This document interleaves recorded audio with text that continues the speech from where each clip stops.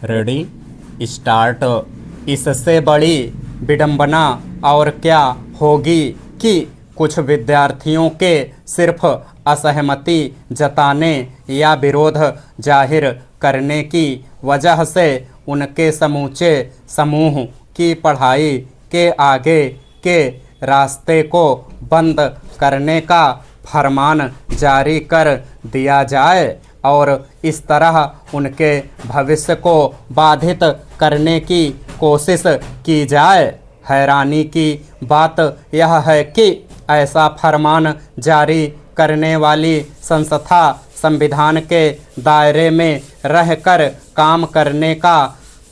दावा करती है और महज इस बात के लिए आहत हो जाती है कि कुछ विद्यार्थियों ने एक मुद्दे पर लोकतांत्रिक तरीके से अपना विरोध जाहिर किया। गौरतलब है कि national academy of legal studies and research university of law यानी नालसार में कुछ विद्यार्थियों ने विश्वविद्यालय के दीक्षांत समारोह में भारत के प्रधान न्यायाधीश सूर्यकांत को मुख्य अतिथि के रूप में आमंत्रित किए जाने का विरोध किया था। सिर्फ इस बात के लिए बार काउंसिल ऑफ इंडिया के अध्यक्ष की ओर से एक विचित्र आदेश जारी कर दिया गया, जिसके तहत 2026 में नालसार से स्नातक किए हुए सभी विद्यार्थियों को अगले आदेश तक देश भर के बार काउंसिलों में अधिवक्ता के रूप में नामांकन लिए जाने पर रोक लगा दी गई। यह अपने आप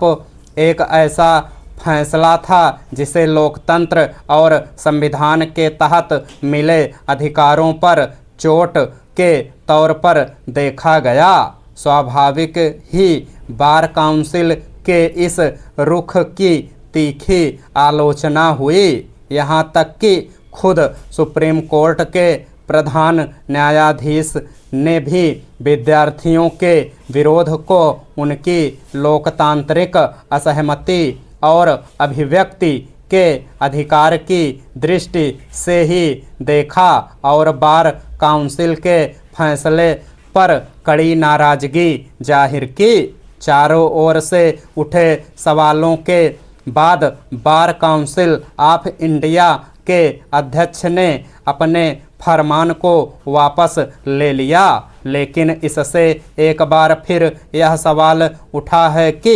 असहमति और विरोध के लोकतांत्रिक अधिकारों को बाधित करने से देश में लोकतंत्र की कैसी तस्वीर तैयार होगी। अगर कुछ विद्यार्थी कानून के दायरे में रहते हुए किसी मुद्दे पर शांतिपूर्ण तरीके से अपना विरोध जताते हैं तो उनके भविष्य को बाधित करने की धमकी देकर उन्हें चुप कराने की